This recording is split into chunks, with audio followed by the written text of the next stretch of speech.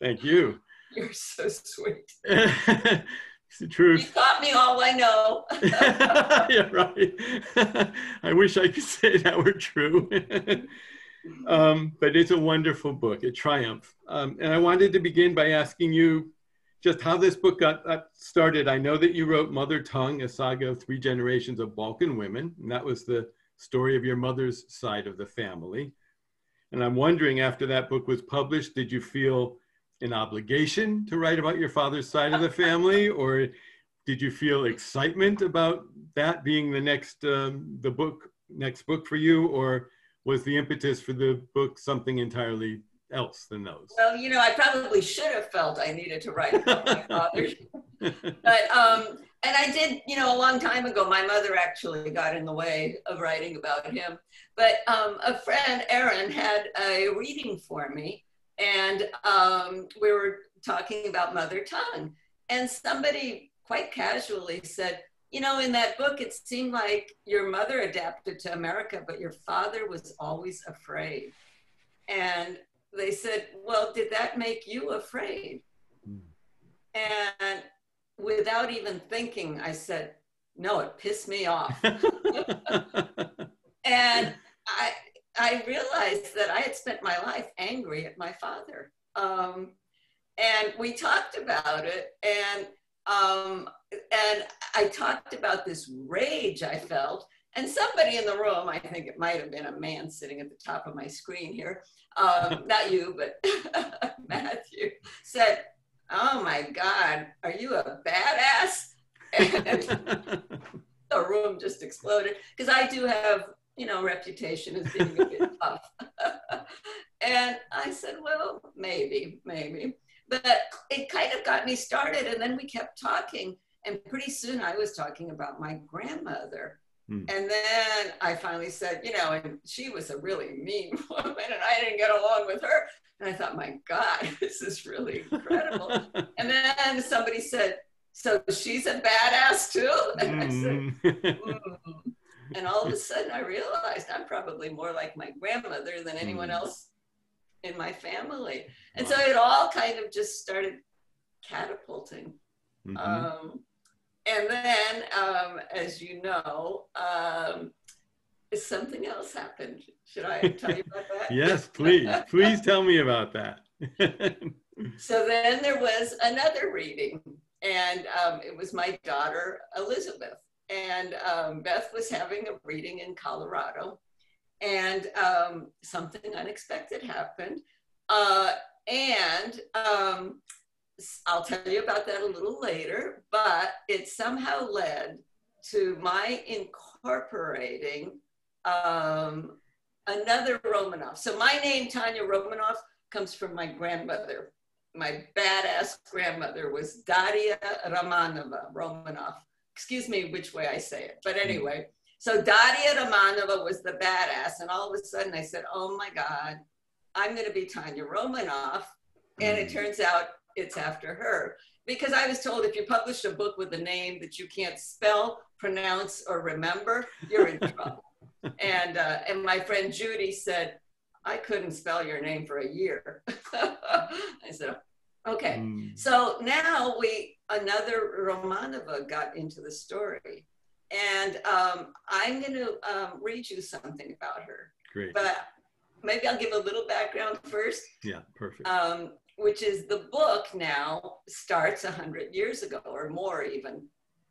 And it starts with my grandmother, Daria, who is refusing to marry the person she's supposed to marry. But eventually, you know, she gets married, and, you know, now we're getting close to the revolution. And then I write about the fact that, you know, the Russian Revolution involved several Romanovy. And so that's kind of what I want to read about.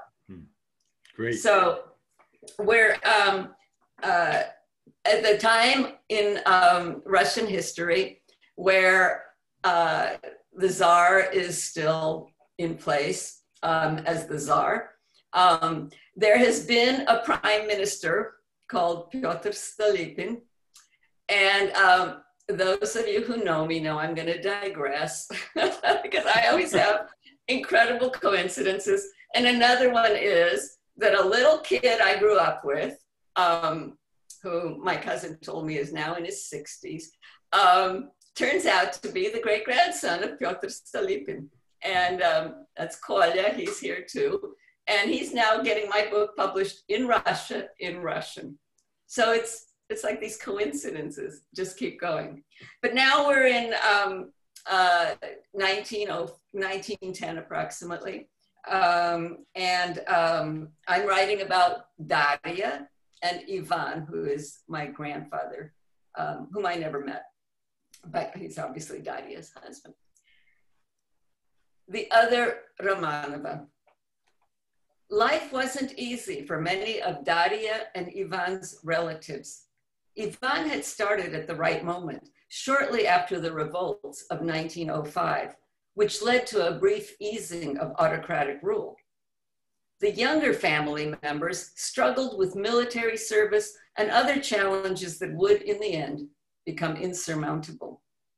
Reforms didn't keep pace, and they suffered under a Tsar who proved unable to lead effectively. Ivan knew that his wife's maiden name, Romanova, which coincidentally matched that of the ruling family of the last 300 years, would soon be forgotten. But it gave the younger men an easy way to needle him about moving into what they perceived as a higher class. So, you're Romanova. Did she turn out to be the real thing? Is she your princess? Or maybe even a tsarina? Ivan's brother was joking. It was shortly after the birth of their first son, Alexander, affectionately called Shura, and Ivan's brother and his father Minai were visiting. Ivan didn't look amused. Very funny, dear brother. I don't need a princess, he said. I need a partner in life, and that's who my Daria is. I do wish our current Tsarina was worthy of being called a partner to the ruler of our country. His brother tipped the vodka shot into his throat in silent toast. He avoided the blasphemy of criticizing the Tsar himself by attacking the Tsar's wife. Ivan shared his brother's disdain for the Tsarina and her hated acolyte Rasputin, but was far more circumspect on the subject. His life was moving in the right direction. He wanted no connection with those speaking ill of the ruling family. I will always revere our Batsushka, Tsar Nikolai, and his Romanov family, he snapped. Anyway, my Daria is an Amachayeva now, not a Romanova. She is helping me make my future. Yes, our budushnost. His father stepped into the conversation. His old Russian word for the future, budushnost, had a reverent sound. It evoked deep meanings. Fate, aspirations, even eternity resonates in that word. I just hope things stay settled enough for you to have a future. Indeed, as Daria bore Ivan's 4 children and raised the Amachayev family, the future remained far from certain for them and everyone in Russia. Their destiny was equally unsettled, regardless of what part of the country they lived in, whether they were Kazakhs or royals, Kazakhs. And the destiny of the royals was to play a huge role in Daria's life. One other Romanova, Ksenia, the sister of Tsar Nicholas II, had also made her wishes concerning a spouse understood. Ksenia Alexandrovna Romanova and Daria Pavlovna Romanova had this one small thing in common. In everything else, the contrast in their lives was overwhelming.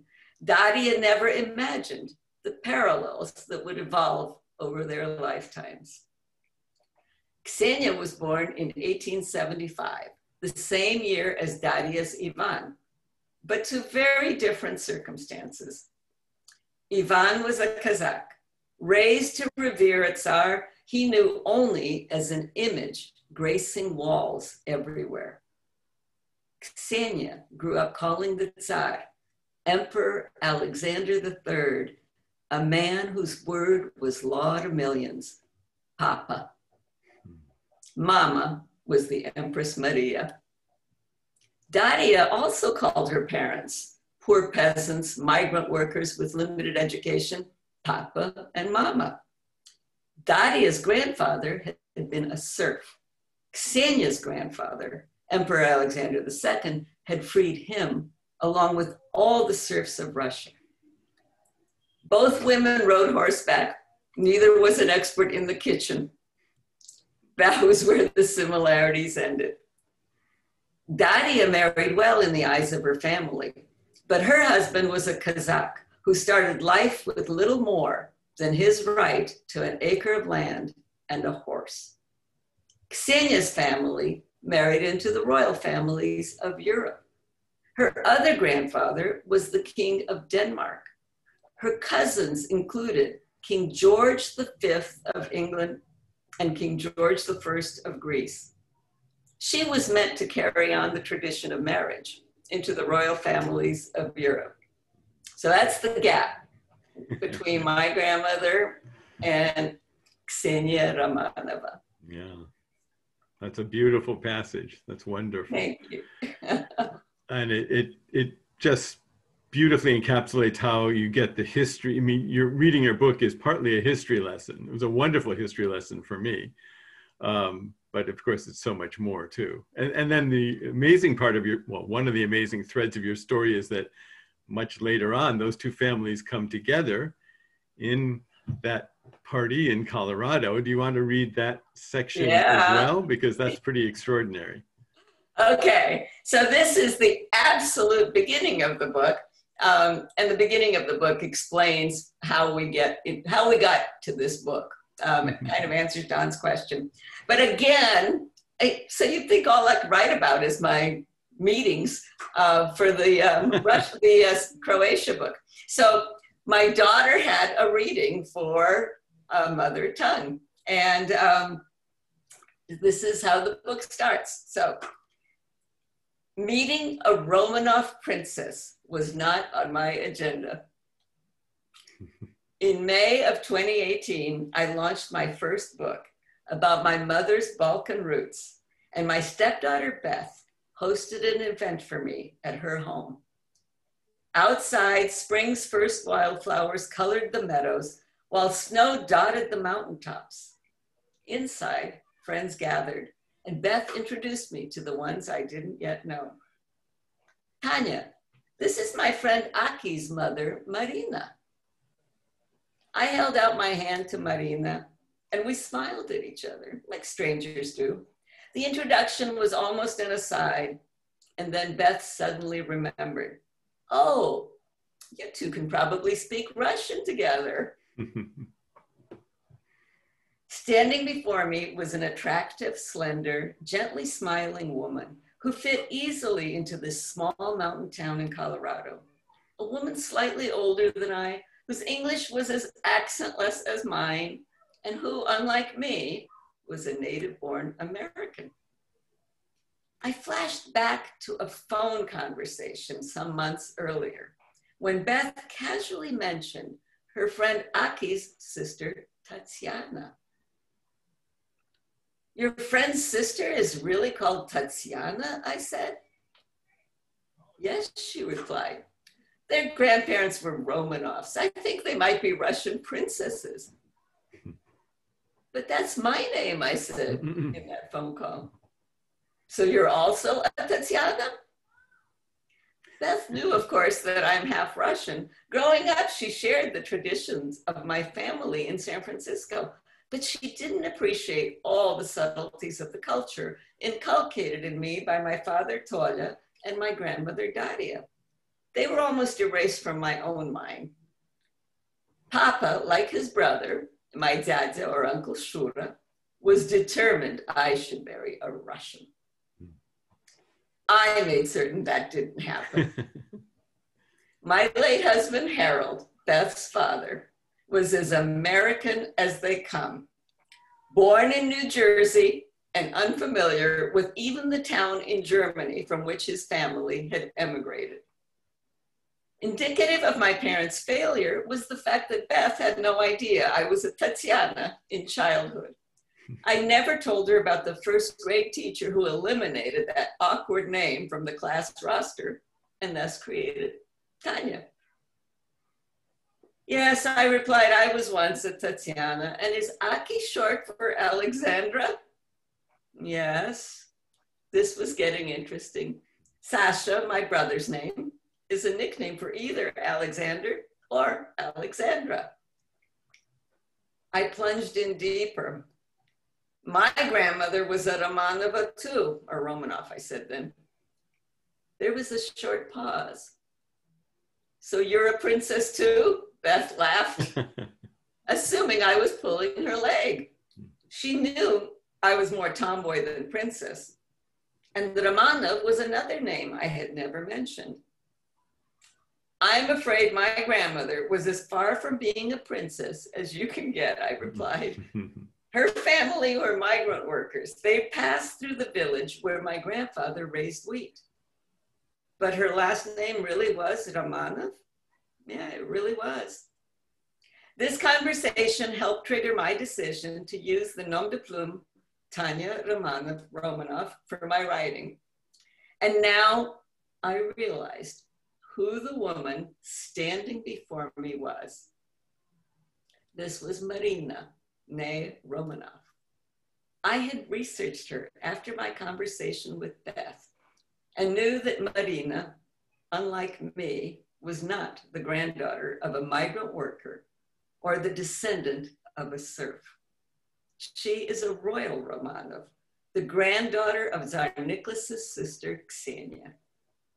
Yes, she is the closest living survivor of the last Tsar of Russia, the symbol of my grandparents' flight from Russia, and a myth arising from my past.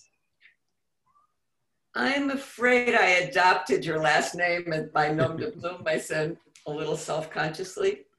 Oh, Romanov, says Marina, with a casual flick of her wrist. That is one of the most common names in Russia. It's like Smith here in America. So we go from my grandmother, the peasant, and the princess in palaces, to Marina and I meeting in my daughter's house and realizing that our daughters are very good friends. And I like, oh my God, who could have imagined, back in 1910, where we'd be in 2010 and 2020. Yeah, it's astonishing. It's truly, it's amazing. And your life is amazing. There are so many serendipities in your life that it's kind of mind-boggling, but it's wonderful. I was going to ask you so you decided you were going to write about this. How did you go about, it's a huge task to try to track down your family, to tell your family's story. It's kind of overwhelming. How did you go about doing that? Well, I had some advantages. I mean, serious advantages. First of all, when I was a kid, that horrible grandmother. Right. She took me to the park every day, and we would talk, and she would tell me stories, and she would tell me stories again and again and again, and and they stuck. And so I had all these stories to begin with, and then my father, the reason he was so uptight or frightened or whatever is because they were refugees twice in his life. So he, as a baby, spent 4 years getting to Yugoslavia and thought he was a Yugoslav, married my mother, who's Croatian, and, lived in Belgrade, became an engineer. And he and his brother, Shura, were very successful there. They had one more brother, Kolja. And suddenly, in 1950, Tito and Stalin have a falling out, and they're evicted again. So they become homeless. That's why I grew up in a refugee camp. Then they don't know where they're going. And so my father comes to America, and he's just he's devastated. He's convinced that it's going to happen again. He wants my brother, who's on this call, to become an engineer. My brother was never going to become an engineer. He was simply not going to do that. He's a psychologist. But, you know, my father was going to have him be an engineer. I'm the mathematician, but I'm a girl, so that didn't matter. Anyway, but the other part was he and my uncle Shura came to America eventually together. Shura came first. And then Shura had a daughter, Lena, who's also here, and went to Russia with me. And Lena ended up in sometime in the 80s. When her daughter was first born, Katz is here too, she interviewed her father. So there's this little baby running around, and her father's there, and so is his sister, my aunt from Serbia. And they tell the whole story of their flight from, you know, the village. So they're talking about a flight in a Tsilega, a horse wagon, for a year across Russia to Crimea. Now they're 80, who knows what they remembered really, but you know, they too had told the story so many times. So I started with this huge background, and then I was skeptical about a lot of it. And so I started doing research, and I researched obsessively about everything. And, you know, I found incredible stuff, and I'm so bad, I'm not a historian. Some of the stuff I didn't even save. But one example was in the story, I write this, I write about their leaving. You read about that when they leave on the ship yes. From Crimea. Yeah. And, you know, I write about this drama with their father coming at the last minute and almost not making the ship. And Lena has that, you know, she has that dictated by her father, my uncle. But, you know, who's going to believe that the ship didn't come? And I go online and find out, A, that they did come on this ship called the Tralstik T412, and that it was delayed because of a storm, and it was the last one.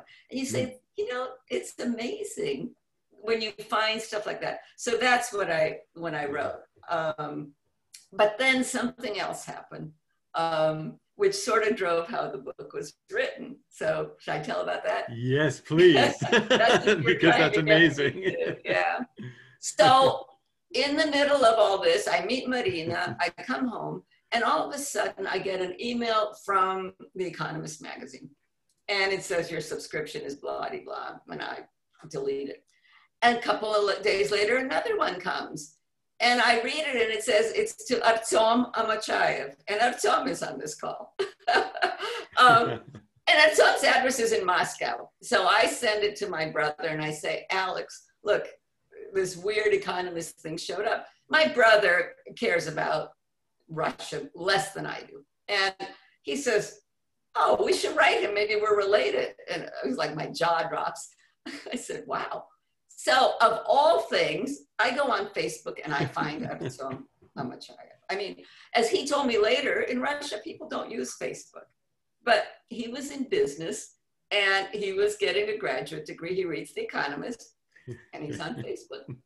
So we start writing, and I tell him who I am. He looks me up online. He reads my story that I worked on with you about going to Russia in 1977. And he says, you know, my father's always dreamed of going to the village. Oh, that's what it is. We find out we were born, his grandfather was born near where my grandfather was born. And so, he says, my father's always dreamed of going there. Well, within 10 days of receiving that funky, erroneous email, Tanya, me, my brother, Sasha, Lena, her husband, and her kids, so the 6 of us who are all the Amachayevs who ever left Russia and still speak Russian and, you know, live in America, and the only ones who still speak Russian, said, yes, we would come to Russia. And Artyom invited us, and he said, my parents would love to have you come to the dacha. So that's another thing that I was hoping to read to you. Yeah, no, I hope, yeah, I think this is a great time for you to read that, because it's one of the culminating serendipities that you get to meet this incredibly wonderful family who become great friends. If you could read that, that would be really nice. Okay. I'm going to say a few more words first, though. Yes, please. Because what we're talking about is 2019. And, you know, we're talking about maybe going to Crimea because that's where they left from. We're talking about going to Russia. You know, I don't know how you guys all feel about Russia, but it's not a warm relationship, America and Russia. You know, it's like you're putting a book out about Russia. Is this a good time? So, you know, we're trying to decide what to do. And, you know, this family that we've never heard of, we don't know. We have no idea if we're related. They're inviting us to stay at their house, you know, and we say yes. I mean, are we out of our minds? Then you know, the Russian consulate closes in San Francisco. We can't get a visa, on and on and on. But we never change our minds. And so suddenly we fly to Russia. And the thing I wanted to read you is about our first night in Russia. Okay, wait. So there's some, you know, I want you guys all to create in your minds who you think Russians are, you know, because you kind of have some ideas. And Artyom is a 30, well, at the time, yeah, he was 30 years old, which is the same age as Kat, Helen's daughter, who was with us, and a couple of years older than Kolya. So we had that generation. His father was in his 50s, and so that's closer to Lena's age. I'm the old one in the group, but anyway, so that's the generation they are. And his wife Irina and his other brother Roman. So we're showing up at their dacha, which is, you know, a summer place in Russia. Okay, so this is, you know, I'm writing about showing up at their dacha. From the moment of our first meeting, there is not a hint of awkwardness, just ease and familiarity. That is the mood that is to dominate our visit. We aren't here to debate political tensions between our countries. We just want to connect with people whose lives might have been ours in different circumstances. And they have welcomed 6 complete strangers into their home, as though we were really family. In one of our first extended conversations, Igor learns that my cousins are avid singers. Igor says that he too loves music and is interested in learning what they like to sing. Vitya talks about, that's Lena's husband, Vitya, talks about retiring from his job as a banker and how he is now free to dedicate himself to developing his voice so he can take lead solos in the choir of the Holy Virgin Russian Orthodox Cathedral in San Francisco. Everybody's planned for a future, right? When he and Lena are home with friends, he says, they drink vodka and sing old Russian folk songs. So what are some of your favorite songs? I ask Igor as Vitya pauses in his story. Did you all sing the old Russian favorites when you were young? Igor stares at us for a while before finally responding. Well, no, he says. I liked Springsteen and Pink Floyd and Elton John. And now we all stare at him. He tells us he doesn't know any of our old Russian favorites. They weren't part of his growing up. He grew up in the Soviet Union of the 1970s and 1980s, and they listened to the same music that played on our radios and televisions at that time. Why would he be interested in some prehistoric Russian songs that the old people used to sing in the days before radio and television even existed? More importantly, he wonders, why would we? Our conversation starts an exploration of the differences in our expectations of each other.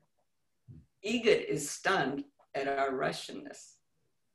Artyom could not believe we spoke Russian. They're now learning it goes far beyond language. And they have more questions than we can answer in one evening, or maybe ever. Why, they wonder, is there a Russian community in America that keeps all this history alive? Why are we part of it? I can feel Igor's mind trying to fathom this unusual situation. Perhaps he's also wondering about spending the next few weeks with people who are this weird. What has he signed up for? Who has his son brought into their lives? Certainly, there were no churches around in the days of his youth, and they didn't have choirs or sing prayers in elaborate harmony. While we had delayed our arrival in Russia because Russian Easter was so late this year, it's clear that the Amachayevs in Russia did not join in the rituals of that day. Easter is not an important concept in their lives. Vitya and Lena also celebrated his mom's name's day, and it doesn't escape them that our hostess's full name is also Irina. Again, Ida is oblivious to the event, even though she graciously accepts their good wishes on it, as she accepts everything about us. We discovered they still don't even celebrate Christmas much, 30 years after religion has returned to their country after the fall of communism in 1989. When we are surprised at that, they tell us New Year's Day is the best holiday and invite us to come and visit and celebrate it with them this year. But that's the middle of winter, Sasha says. Napoleon was defeated by Moscow's winter. Who would dare come visit then? We could spend hours in the banya. You would love it, Igor rhapsodizes, smiling as he always does when talking about one of his favorite haunts. So that was our introduction to Russia. Yeah. And that was the way I wrote the book was I wrote the first half of the book. It had to be finished before I went to Russia so that I would know what I was looking for while I was there. Right, right. And there were a lot of challenges when you got to Russia, finding what you were looking for. Do you want to talk about one or two of the main challenges that you had to overcome, trying to trace your past, your ancestors' past? Well, I probably, the funniest thing was going to the village where my father was born and looking for his house. Yeah. And mind you, I had been there 40 some years earlier, and had found the house. But then there were still people living there who had been alive at the time of the revolution. And we knew that the house had been a tea house, and they actually knew that there was a house that had been a tea house. And my uncle Shura had drawn me a map, and I went with that map. And so I found that house. So we thought, oh, no big deal. We'll go and we'll find Kulikov and we'll find the house. And, you know, we went through all kinds of stuff. We had to fly to Volgograd, and then we had to fly from Volgograd to Urupinsk. We were in the middle of the World War II celebration parades. We did all kinds of things that were wonderful. But now we're in this little village, and, you know, the village has, I don't know, a few hundred houses. It's not very big. And so we're looking around, and Lena and I are there, and we have spent more time in her kitchen, you know, with the maps and this and that. And you'd think we'd see it. I knew the house. It was brown. It had blue windows. It was an izba. It was a Russian traditional cottage. I knew everything. I knew where it was. We stood there like idiots, and we couldn't find anything. Oh, so embarrassing. And all of a sudden, we wander away, and Igor says, oh, look, there's a cemetery there. And now, mind you, we do not know if we're related. We do know his grandfather was born in a collective farm, you know, not too far away, but we haven't been there yet. I walk with Igor to the cemetery, and I swear to God, it doesn't happen instantly, but he walks in a straight line, and then he stops. And when I join him, he's looking at his grandmother's grave. It's like, I'm going to start crying. Yeah. And I said, well, did you know she was buried here? No, she died when he was like 7 years old. He had no idea, but some intuition led him directly to that grave. I mean, it was an incredible experience. So, you know, while he is dealing with that, my brother runs up to me and says, Oh, you need to go back to town. You like this story. So I say, why? And he says, no, you'll find out. Just go, just go. So I leave them and I go back to town. And, you know, it's the big celebration. So everybody's all dressed up and the mayor's in town. And they say, the mayor wants to meet you. I said, oh my God, the mayor wants to meet me. I said, yeah.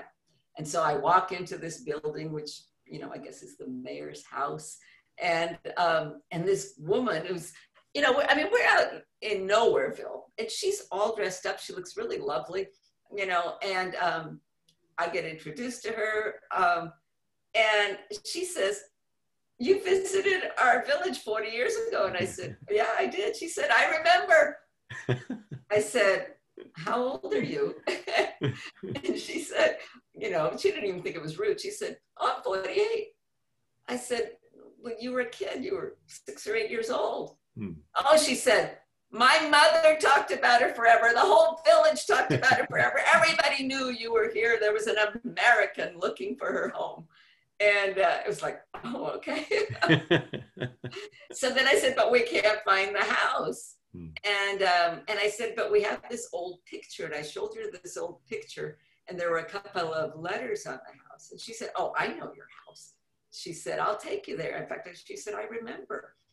So we all walk over to this house. And, you know, we're walking to the brown house with the blue wooden, you guys know, you know, what a Russian izba looks like. It's very traditional. And we walk up to this ugly cement thing. And she said, that's your house. And we said, no. Our house was brown. She said, you don't understand. That house was rotting. And so when these houses rot, they put cement. And we said, oh my God. And then we're standing there, you know, we've got the pictures and we're looking at it. And it's got the right number of windows on the right side. And it's got the right numbers. And it's in the right spot. It just looks, you know, like the wrong building. Anyway. I'm not even going to tell you if it was the right building or not. You have to read the book. That's great.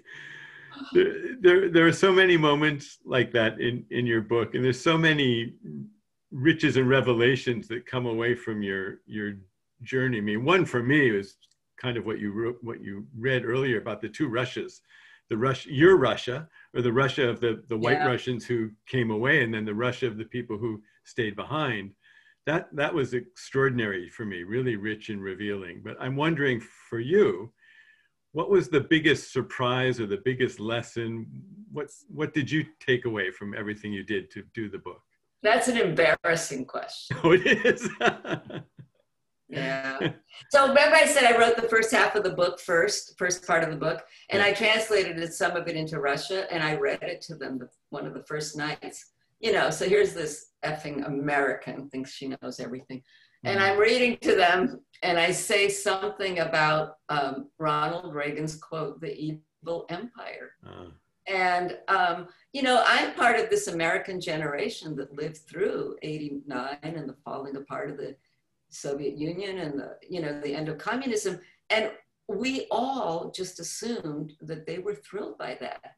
And it took 2 weeks of traveling to Russia to understand that for many of them, it was the worst thing that ever happened.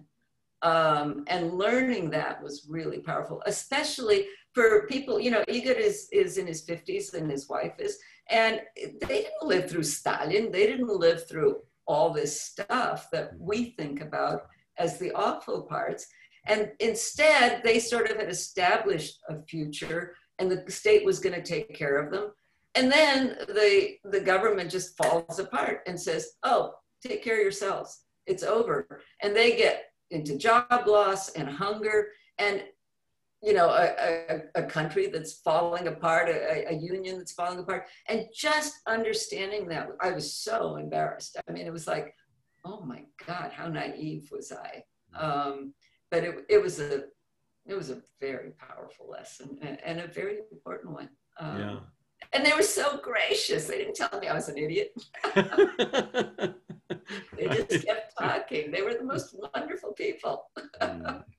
So yeah, that's great. You put so much time, energy, passion blood, sweat, and tears into this book. When you finished it, how did you feel when you put the final period at the end of the final sentence? How did that feel? I don't have an answer for that. You know why? Why? Because then people like you started editing it. So there is no end. There is no end. Editing and editing and editing. What did I say wrong? What did I? Oh my God, never mind. How did you ask this question? I'll tell you when the moment of joy came. The moment of joy came when this got delivered. Yeah. How does that feel? That, oh my God, extraordinary. I love it. I love it. You guys have to get it. Right. I love it. And Yeah. it has pictures, and there are better pictures online, but these pictures are great. Oh, I love it. I love it. Yeah. You know, and that's.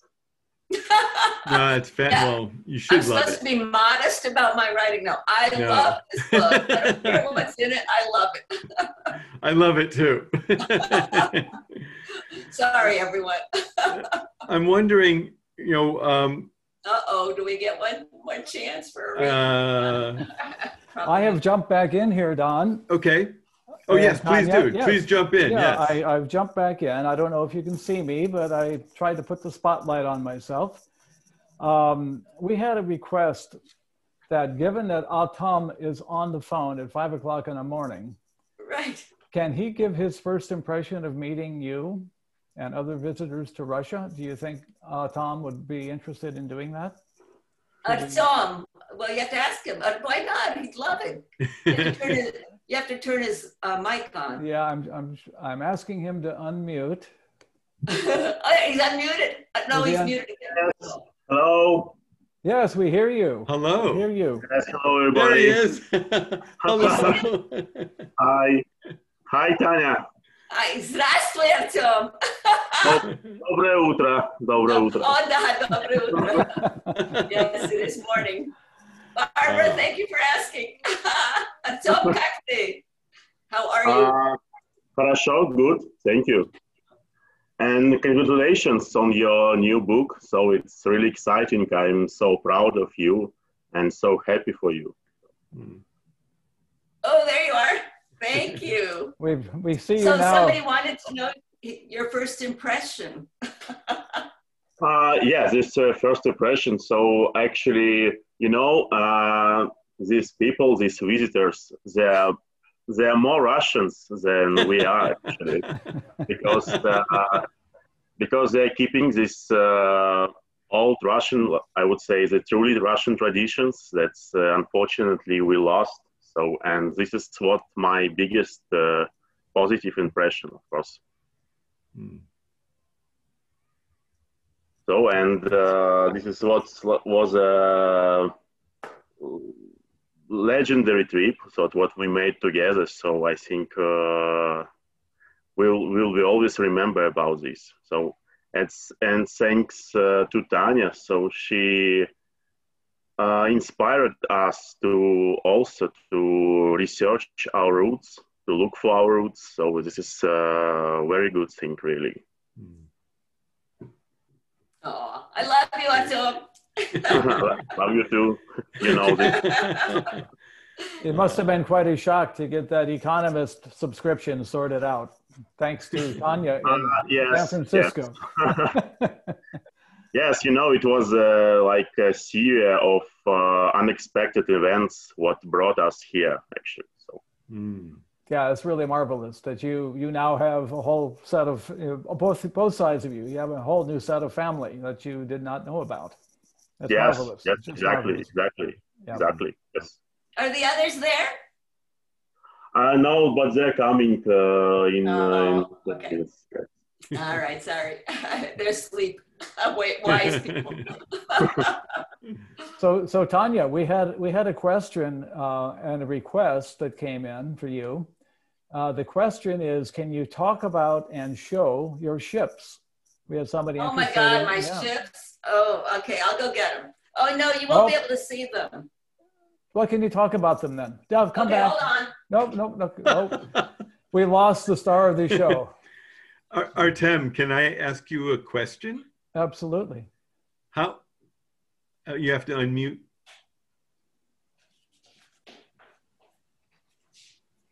Don? I'm wondering, the question is, how was Tanya's Russian? And I know when you first met her, you weren't expecting her to be able to speak Russian. So how was your impression of that? I think you have to unmute him, Larry. Oh, are you muted? Oh, I'm sorry. Yeah. How did that happen? Not the first time. Tanya, I just asked Artem a question while you were I know you asked him whether I was lying about speaking Russian. No, not exactly. I heard you. But that's one way of putting it. Oh, yes, yes. We've all suspected that over the years. Well, he sure didn't believe it. Mm. Right? No. Anyway, so we were extremely surprised that Tanya and people that came, Kalasa family, so they can speak actually very, very high level of Russian. So I know that Tanya, she's very modest about this, but she really speaks good. So that's great. Yes, it's true. So Tanya, do you want to pick up your ship since you ran off and got it? Yeah. So what happened was I got obsessed with ships, and I got a copy of the ship that I came to America on, the SS Constitution. Wow. And then the same company did the research and found the Trashchik T412. Wow. I don't know why. Pull it back a little farther, a little closer to you. We'll see it better. There it is. Perfect. There it is. Perfect. Yep. So this is a perfect scale model of the ship that our family left Russia on. Can you imagine this little ship held like 2,000 people. It was packed to the gills. Wow. And that's what they took off in a storm on. It's a minesweeper. Somebody else probably knows more about what a minesweeper is. It's not a passenger liner. Right. That I know for sure. Wow. So, well, Tanya, I have a question for you. Did you ever think when you were a groundbreaking trailblazer in high-tech business that you'd become a successful and maybe famous writer? How did this transformation come about? Is that for me? That's for you. Yeah. That's for you. You're the only, That's for you. only high-tech executive on the screen right now. That's very funny. Well, wow, that's a really good question. So about 10 years ago, my husband passed away. Harold died. And I was sort of thrown out to sea. I had stopped working when he got ill, and we started traveling. So we became obsessive compulsive travelers. We climbed around Annapurna, climbed Mount Kenya. We got to know Manoj, who I see up on the screen. Hello, Manoj. Who Don also knows in India. We went everywhere. We traveled with Barbara Lannon, who asked one of these questions. We walked across a lot of places. Anyway, I know we sailed in Egypt. And then when he passed away, it was like, well, now what? And I actually walked across England with two friends, two very dear friends. And I decided I was going to write, that trip was going to be my healing trip from losing Harold. And I started writing about it. And when I got home, I kept writing about it. And I understood that my healing came from the writing. And that's how I got into it. And then I got obsessed, like I got obsessed with text and I got obsessed with writing and photography and travel. And so now I do all Well, this. and you very quickly came into being a fantastic writer and a fantastic photographer. So you are uniquely talented, and it was great to have you among our tribe. Thank you. I discovered writings, this is really funny, through Book Passage, who's organizing this call. And I sat down at one of my first sessions at Book Passage an evening with Left Coast Writers, who I'm still a member of. Linda Watanabe is also my teacher. And I sat there and the guy next to me said, "Hi, I'm Mark." And Mark said, "I'm part of a writing group, you should come to it." I said, fine. So me, I say yes to everything. The next week I came to a writing group and Larry is the one who runs that group. And Mark and I are still part of it 10 years later. 10 years later. Shocking, isn't it?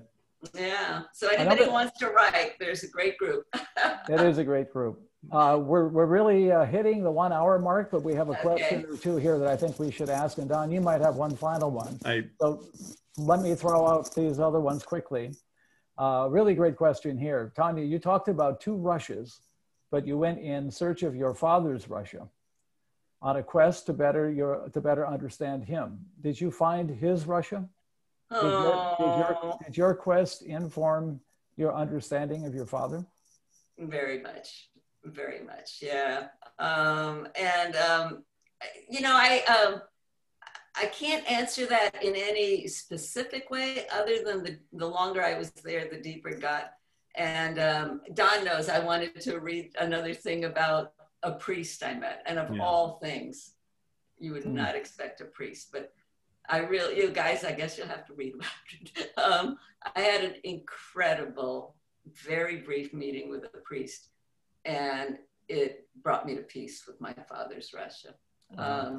You know, my father didn't know Russia any more than I did, but I'm going to cheat now. I did go into the house where he was born, and I saw that room, and I said, you know, I at least understand what my grandmother left and what my uncle, who was 10 at the time, left. And I just started getting a deeper feeling for it. I can tell you all my anger at my father's gone. I feel like he and I have just grown closer. And it's a gift.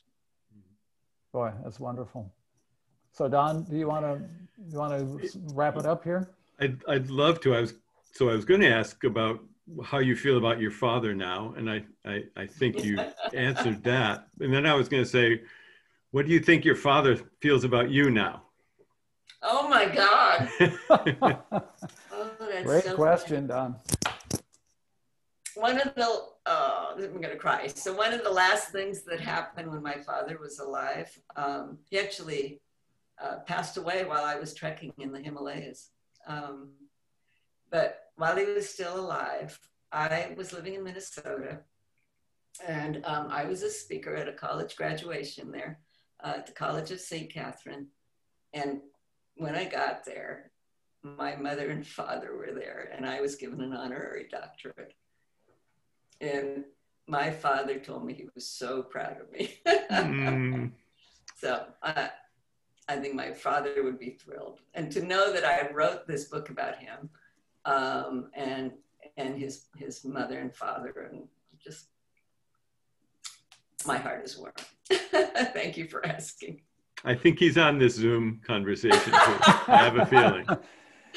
Yeah, there's been a very strange spectral icon on the screen here. I have not been able to figure out, who is that? He was behind us, Tom. I tried to unmute him, but I couldn't unmute him for some reason. I don't get it. Thank you, everyone. Wow. Yeah, well. You know, I can't believe that because of Corona, we have 9 countries, 13 states, all over California. This is like a miracle. I love you all. It's really something. And I'm going to try to figure out how to unmute everybody instantly. So, wow. So people can give you applause. But you know, if I can't figure it out, let's see. No, that doesn't help. Let's see here. Ask Matt. Oh, here we go. Here we go. I'm asking everybody. Okay. Oh. Now we can all applaud. Oh, Tanya. Thank you, Tanya. Thank you, Don. Thank you. Wow. Thank you so much, everyone. Thanks to everybody for coming tonight and for coming from so far away in time. I would like to also remind you again, the books are available at Book Passage, and I posted let's see here. I posted the links to Tanya's book and Don's book a while ago, and I'll do it again if I can do it quickly before we all sign off here. And I want to once again thank Book Passage for, did that work? No, it didn't work. Oh, and Taffy, thank you for your note. She said she had no camera. You didn't see me, but you heard it. Well, let's hope. Артем, привет! Oh, we can chat actually. Кто сказал привет? Okay. Витя, привет! Витя, Коля. Oh, they must be Коля, все русские тут. I think I'm just going to let this meeting I can run. send So it. Tanya and her Russian friends can. There's Michelle, La France. Listen, you guys, Don, you can sign off whenever you want, but if Tanya, I'm enjoying this. if Tanya and the crew want to hang out and have a chat, that's That's fine. quite For wonderful. sure. Yeah, That's really wonderful. Oh, this is such fun. Mm. great. Аня молодец! Wow, спасибо, Витя. Sasha, there's my brother.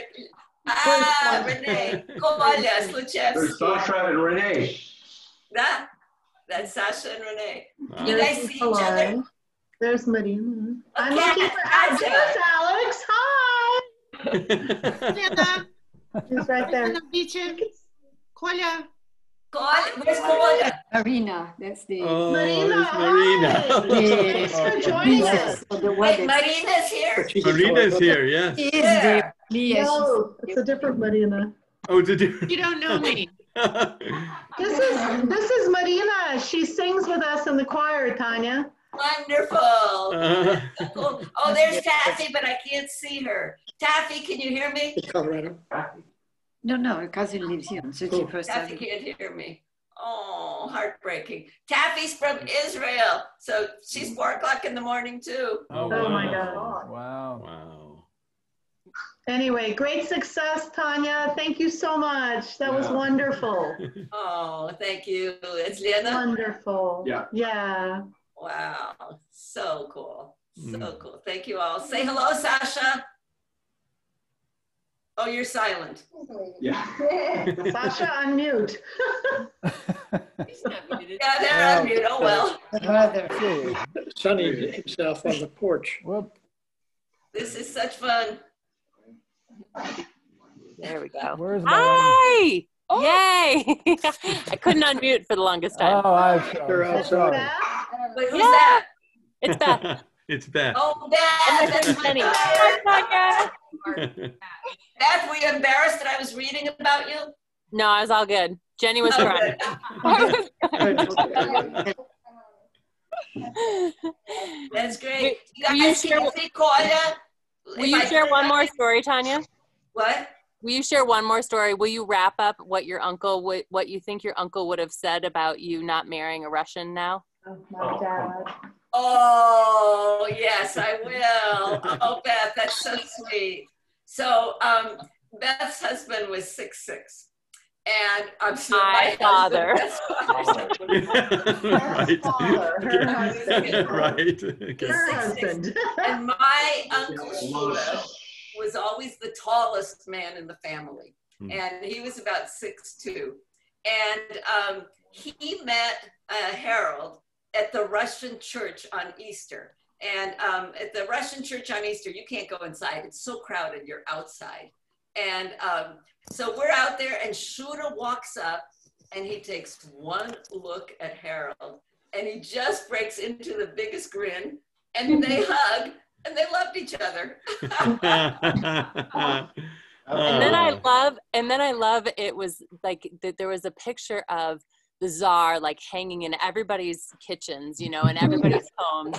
And here Tanya is, you know, like not marrying a Russian, but then ending up in connection with the czar's family, which I just think is hysterical. In Colorado, I mean, not in San Francisco at the church. Right. Yeah. Right. And through Beth, through my American husband. He was told. Anyway, so fun to see you all. Awesome job, Tanya. Oh, Elizabeth, thank you so much. You You're can sweet. leave. Yeah. Anyone else have something you want to say? Yes, now is the time. If we get into a lull, then we'll just wrap things up. Where's Kat? Where's Kat? Katza. Katza. Hi, I'm here. Hi. We're here. Oh my God. So they moved to Idaho. We're in This is Boise. amazing. Boise. It's amazing. We cannot wait until we get our hands on your book, Tanya. Oh, yours is in the mail, right, Lena? Yes, yes. No, Tanya, she's coming here. I can't wait. It's not quite in the mail yet. No. He was outed. Tanya, I think about our trip all the time. It was so great. I think it just gets better and better the more we reminisce and think about it and digest. So Oh, wish we could go yeah. back, you know. Yeah. So hopefully sometime, at some point soon, when I it's know. easy to do that, it'd be great to come and Oh, yeah, I wanna go back. infiltrate a Soam's family and say hi to all of your new friends, all of the policemen. Tanya, literally every single corner. It took us forever to get anywhere because she would always say hello to the policemen and ask for directions, even though we knew exactly where we were going. Amazing. I loved He it. always had a thing for cops. And everybody she Oh, yeah. asked in the village, she wanted to know, are we a Machiavelli? Are you an Machiavelli? That's right. You did ask Yes, him. we must shy away.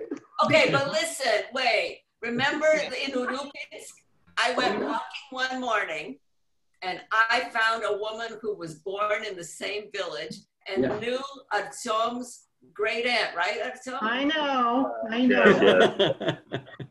And we're not talking about somebody with a simple name. It was not a lie. Her name was Faina. Faina. That's not Yes. a common Russian name.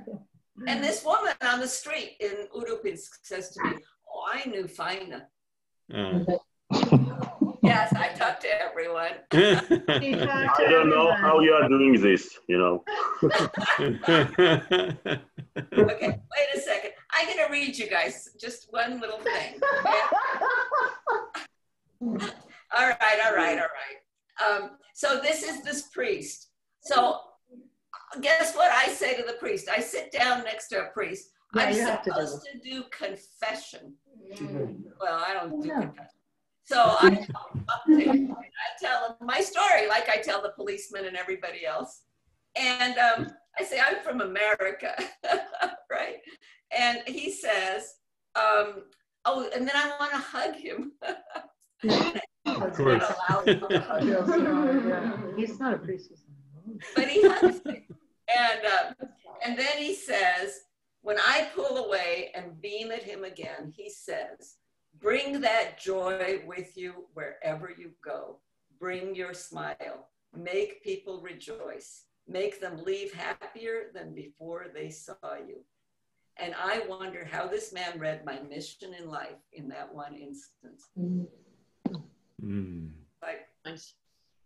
that was a very special moment. Okay, I think we're wrapping up. Michelle, tell us where you are. Oh, we can't hear you. Oh, Michelle, wait a second. Oh, everybody's been muted again. Yep. Michelle Luxembourg. Can I unmute him? He should be able to unmute himself at this point. Can you unmute yourself? He should be able to. No, he's disappeared entirely. Michelle? Well, hello. He knows we're talking to him. Yeah. He's somewhere in France. Yeah. And that's Kolya. You're seeing Lena Kolya Sluchevsky. and Kolya. Hi. Oh, he's gone. Good evening. Oh, there's Nikolai. Yeah, this is fun. This is great. Good Thank stuff. you. This is lovely. I think we should wrap. Okay. Anya, that was superb. Thank you for that. Who's this, Kolya? That's Kolya, yeah. Wow. See, I recognize your voice even. So this is this little kid. See? Want to hear another story? Of course. I would. So Lena sends me a text one night. And the text says, I'm at a dinner for the Fort Ross Foundation. And there's somebody here who thinks he knows you. And she says, do you know somebody called Kolya Sluchevsky? And I said, I think that was a little kid. And she writes back, she said, he's got white hair. I don't think so. So Kolya was, I don't know, 5 or 6 years younger than I was. But, you know, I was 10, 11. He was a little kid. So Kolya, tell us about yourself. Well, the word would begin in 2 seconds. Everybody's tired. Spent the last 10 years living in Russia and just moved back literally 3 days ago to New York, living in Seabrook, New York now. So Wow. it's been quite a slog, but we I run a foundation in Russia, and we, among other things, publish books. We'll be publishing Tanya's book in Russian. It's fully translated. It's in the editing stage now. We'll be doing the same kind of Zoom conferences, hopefully throughout Russia, from Kaliningrad to Vladivostok. In Russian. In Russian. And one of the things that we're trying to do is uncover, I noticed a number of people asking the question about the two Russias. It's not even something I'm going to try to open up that Pandora's box right now, because that's a series of lectures.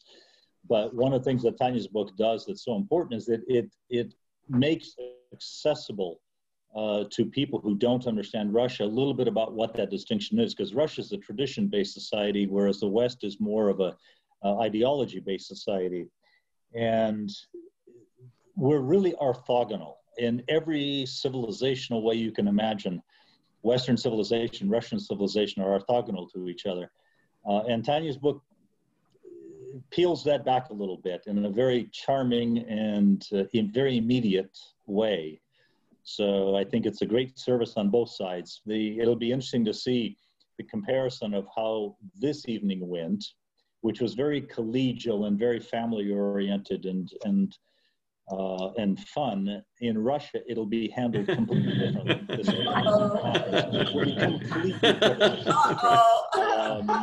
Right. Not that I'm trying to scare you, Tanya. But, don't worry, I'll run the show there. It'll be fine. But it's almost impossible for Americans to try and parse Russia, because we use our own logic. We project our own logic into how people think, the decisions that they make in their life and in everything. And it is truly different than the way we as Americans think. So we keep up the work. What can I tell you? I wish I understood Russian and could tap into your interviews in Russia. That would be really interesting. That would. When is that going to be? Do you think that is? Well, the book in Russian will be out end of November, early December. So we're hoping to start before the New Year's. That December period is the most important for us for the launching. We're doing it through a very, very distinguished publisher in Russia, very good friends of mine. So I'm assuming probably sometime the first week of December. Well, you said there was an event December 8th and 9th. There's a conference that will be held at the Solzhenitsyn Center, also known as the House of Russian Compatriots in Moscow, that's dedicated to the Great Exodus in 1919, of which Tanya's father was a part of, my father was a part of, and by the way, my father and mother and Tanya's parents were very, very dear friends growing up. So a lot of what Tanya went through, I understand on a genetic level. Oh yeah, we were very close friends. Yeah. It would be hard to convey. It's an emigre story. It's just it has its own color, its own nuances to it. But this conference will be on the Great Exodus, something the Russians have not come to terms with. Russians have not come to terms with identity. And so these are kind of the issues that we're trying to dredge up and expose. So that'll be the 8th and the 9th. So December will be an interesting month for this book in Russia. So, but do you wish us luck. I was going to ask whether you think that is true. I could understand that being more true of the, or a potentially older generation, but some of what Tanya was describing, meeting Artum and the question of music being different, do you see that evolving with the younger generation in Russia? I mean, or is that you feel like that's sort of the same what you were describing from the way people think about things? Barbara, thank you for that question. No. First of all, it's impossible to reduce something to kind of a simplistic answer, because there's no one young Russian, right? There's the whole gamut of young Russians, like anywhere else. I taught a master's class at the U.S.-Canada Institute in Russia. They asked me to teach a class, and I said, "What do you want me to teach on?" They said, "Whatever you want," which I sort of liked. And it was a class on the history of U.S. governance, something that no Russian has ever had. They know the structure of U.S. governance, but they don't know the history of U.S. governance. So I went back to the Battle of Hastings, and don't get me started why I started with the Battle of Hastings. There's two reasons for that. And the class had 15 students. They're all master's degree students. And I was duly impressed at their global understanding. These are already a new kind of Russian. But mind you, that new kind of Russian represents probably less than 5% of the population. But they are thinking globally. They have more in common as part of the internet generation because of social media and the internet in general. They have more in common with their peers all around the world, from Chile to South Korea to South Africa, than they do with their own parents. There's a new language. There's an entire body of linguistics around social media that's more meme-driven, and they will understand and speak to each other in much more complex structures than they will vertically with, like I said, their own parents.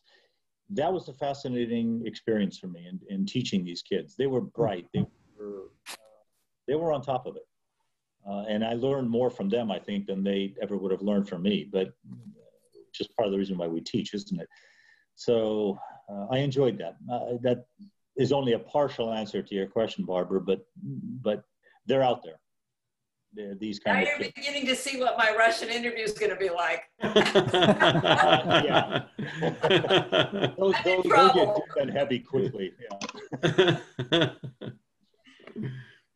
So I'm going to share something funny. So, you know, Kolya did this whole translation and everything. And then he got a renowned professor in St. Petersburg to write an introduction.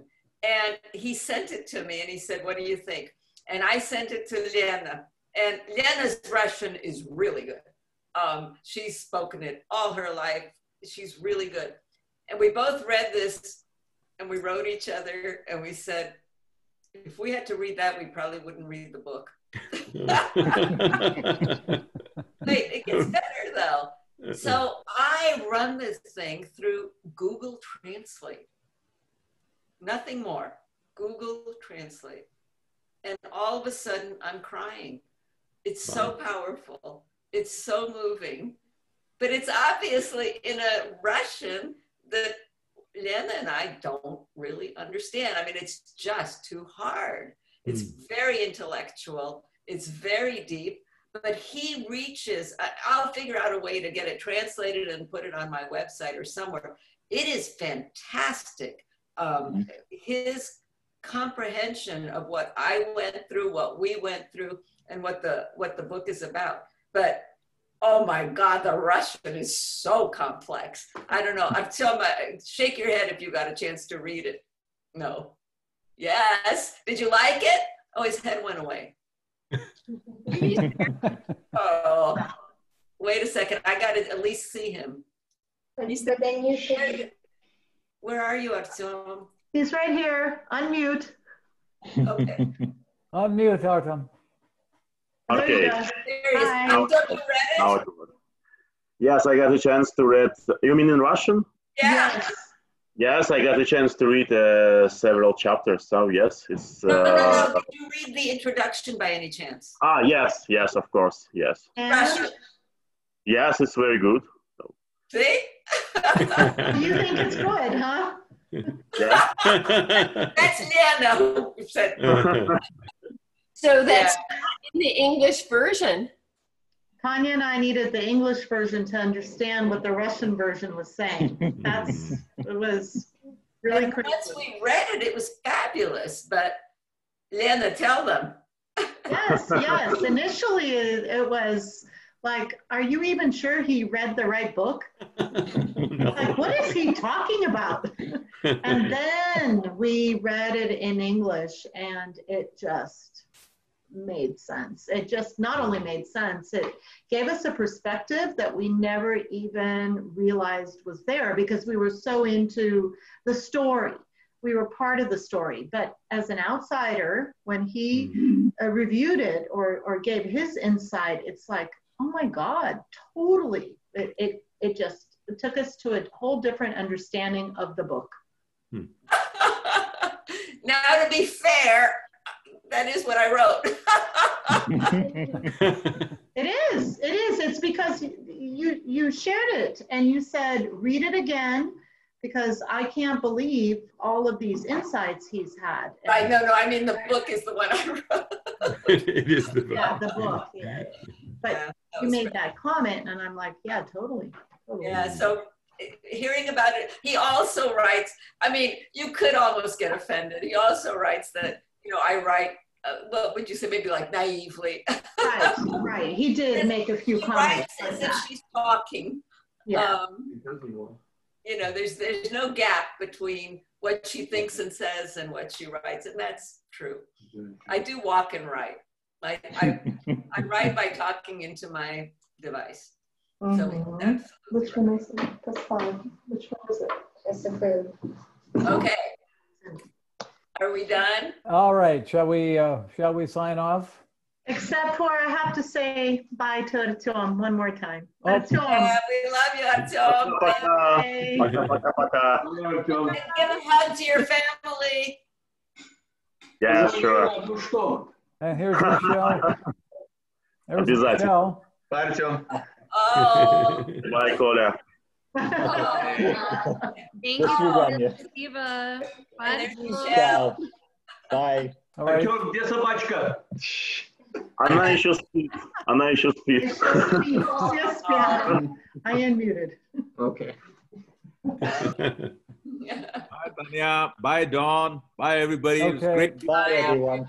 Bye. Thank you. Bye. Thank you. All right. Thank Good night, you. everybody. And Michelle, thanks for getting up so early too. Even if we can't hear you. Bye. All right. I'm going to shut this down. Good to see Okay. everybody. Thank you Bye, very Thanks, much. Tanya. Tanya, Don, Bye. thank you. Thanks Bye. everybody for coming. Artyom, so nice to see you after reading about you. Yeah. Take care now, everyone. Bye-bye. Bye. Bye-bye.